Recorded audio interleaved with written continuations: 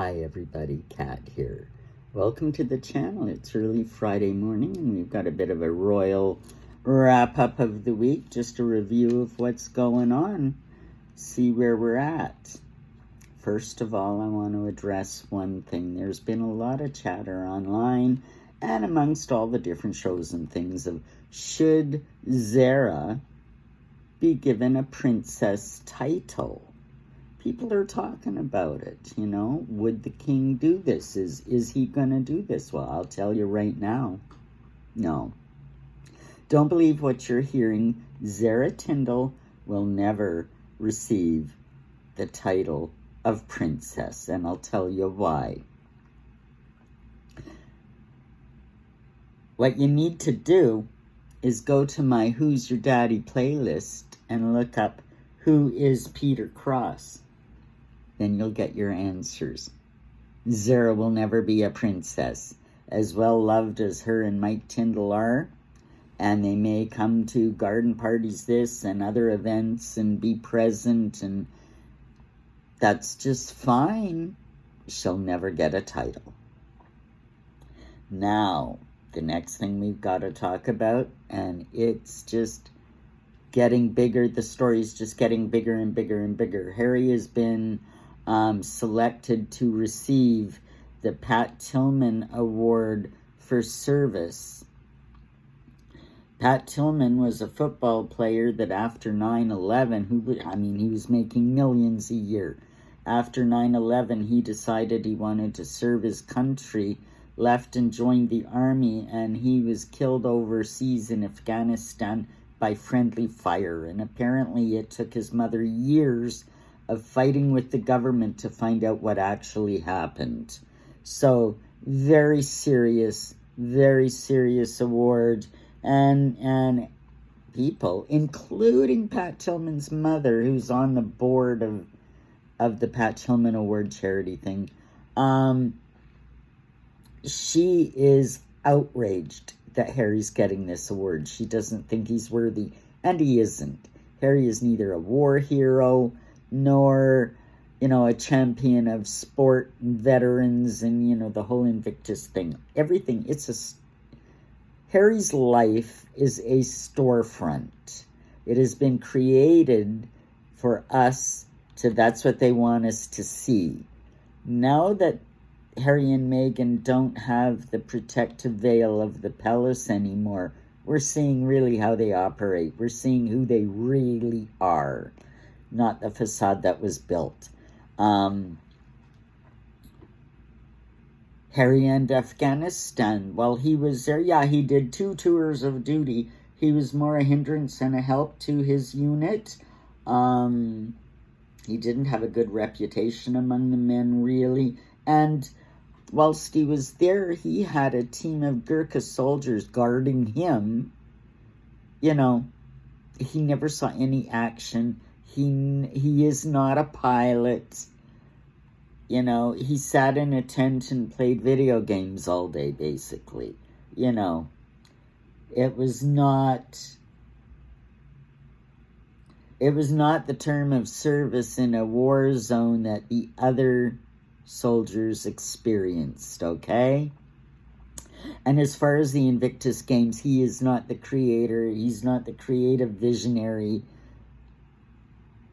of Invictus. Invictus was born out of the Warrior Games in the States, and it was strictly a palace plan.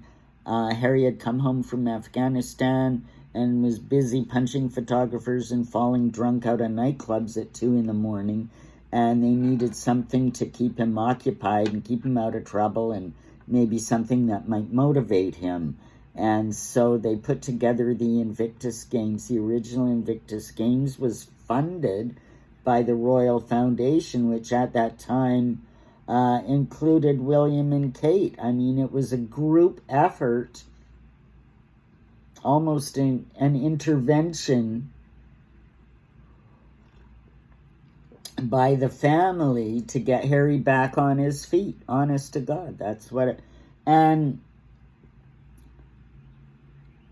And we've seen, now that he's away from the palace influence, the way that Meghan has kind of overtaken Invictus, and it's all about her showboating and her outfits and her marching in those stupid shorts in front of the guys.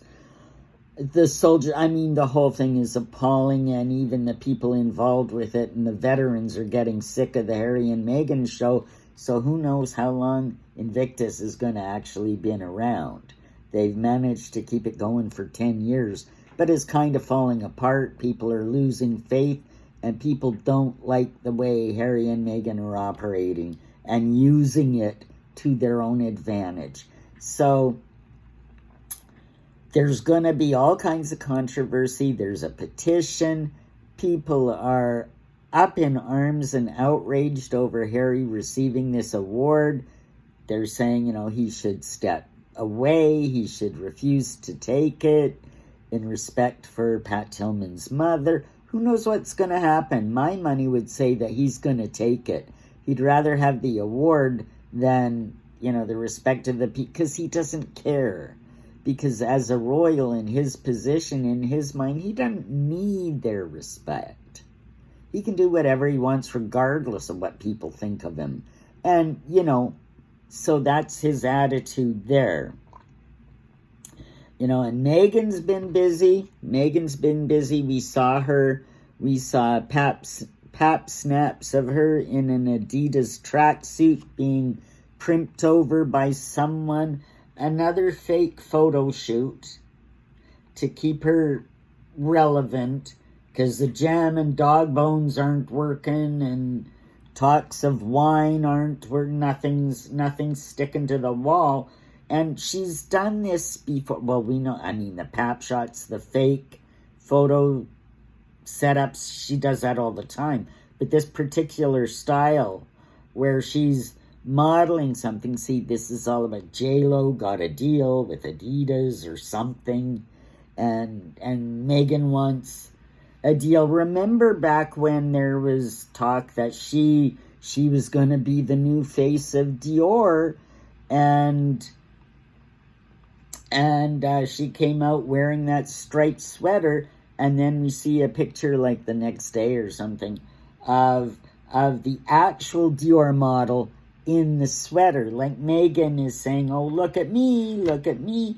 And she figures, if she says something long enough, if she keeps saying that she's going to be the next face of Dior, Dior will hire her and do it just to, just even to shut her up. Okay, come here, we'll take some picture. But, and that never materialized. And this whole Adidas BS setup is the same thing.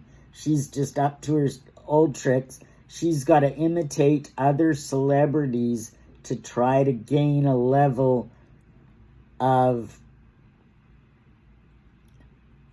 not even notoriety, acceptability. I don't know. Like you say, yeah, of course, Meghan Markle, Adidas, of course. Come on. So, she's up to her same old tricks. So, no doubt that, Harry and Meghan are just a gift that keeps on giving, aren't they? Now, Catherine, will she or will she not show up at Wimbledon? We haven't seen her since Trooping of the Colour. I think Wimbledon has another week or two to go, and everybody's hoping against hope that she'll show up for at least one day, hand out some trophies. And now on the Daily Mail Royal Channel, their podcast, they were saying that perhaps, the host asked the question, and one of the royal reporters said, perhaps she'll be there. And then she brushed right away into another topic. They did not spend more than a sentence and a half on Kate, on Princess Catherine. They don't want to go there. They don't want to discuss it, obviously. Now they went on to talk in their recap about Anne. Princess Anne, we know, is now recovering at home after being discharged from the hospital after 5 days for a concussion and a brain injury. Something to do with horses, and we don't have any details, so it's very sketchy to try to figure out what's going on and what kind of shape she's in. Well, what they said was on Daily Mail Royal Channel on YouTube was that Anne will need rehabilitation at home, perhaps weeks of it. So that sounds pretty serious. Just my opinion, but given her age and everything, I wouldn't be surprised if she perhaps suffered a stroke and fell and maybe was, hit by a horse or something. I don't know. That's kind of what I'm thinking maybe happened, although I don't know. And we don't know what this rehabilitation is going to consist of. Is it walking? Is it talking? Is it, speech or cognitive things? We have, or is it a broken bone injury that's going to take, maybe she broke her leg when she fell or something. We don't know what this rehabilitation means. So we just have to keep a lookout on that, and perhaps one way we might be able to gauge how she's doing is if at some point we do see her in public and you can kind of get an idea. So that one, Kate and Anne, we really don't know what's going on. We just have to kind of watch and wait and pray and hope for their full recoveries. And as well with the king. So lots to watch. Wimbledon, will she or won't we? Won't she? We got to keep an eye on Anne and any news about that. Harry and Meghan, is he going to take the award? Is he going to risk being hated by everybody else? People that had never even heard of him before this week. A whole new audience of people that are disgusted with Harry and Meghan. I mean, the distaste for them is growing exponentially now. They're in a really tough spot, and desperation breeds desperate acts. We'll have to see what happens there. Well, I hope you enjoyed this. Looking forward to a great weekend. Like, subscribe. Please leave me a comment. Love to know what you're thinking. And we'll see you in the next one. Bye, everybody.